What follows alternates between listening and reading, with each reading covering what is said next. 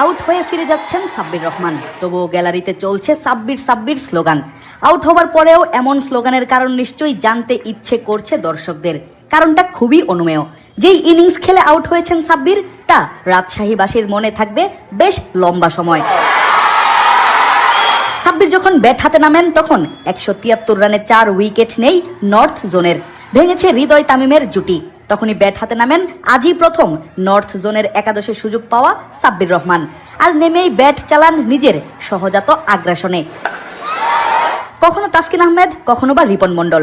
সাব্বিরের সামনে যেই বোলারে এসে পড়েছেন তাকেই হাঁকিয়েছেন বাউন্ডারি ওভার বাউন্ডারি।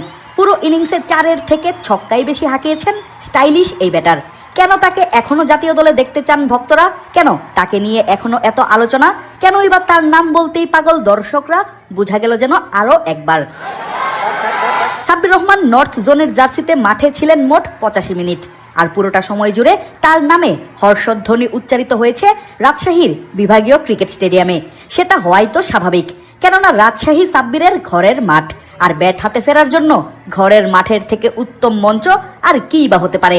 ঘরের মাঠের সুযোগের সদ্ব্যবহার বেশ ভালোভাবেই করেছেন এই ব্যাটার।